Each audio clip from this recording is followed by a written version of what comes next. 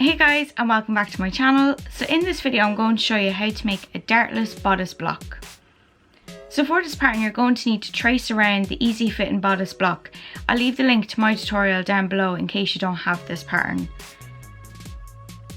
Okay, so to get started you're going to need only the front. You won't need the back for this pattern as the easy fitting bodice block pattern doesn't have any darts in the back. So once you've traced it out, then you're going to mark in all the information from the block.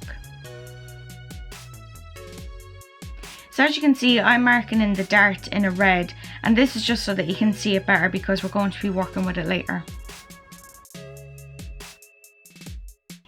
So now that you've everything done, you're going to want to draw a line from the end of your dart straight down to the hemline and making sure it stays straight. So taking your scissors, cut up this line until you reach the bottom of your dart.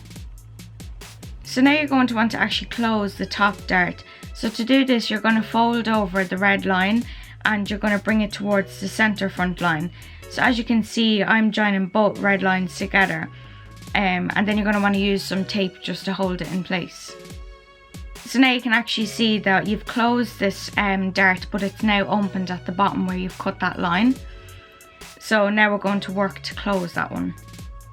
Okay, so now we're going to mark in points 1, 2, 3 and 4, which I've marked in the little diagram displayed here.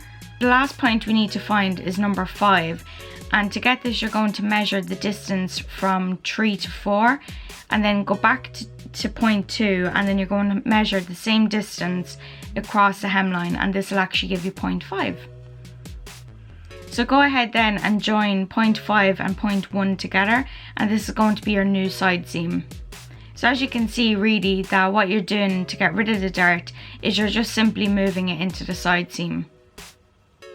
So go ahead and trace out this bodice onto another piece of paper, and once you've traced it out then you're going to want to just close off that dart line at the hem, and just simply do that by drawing a curved line.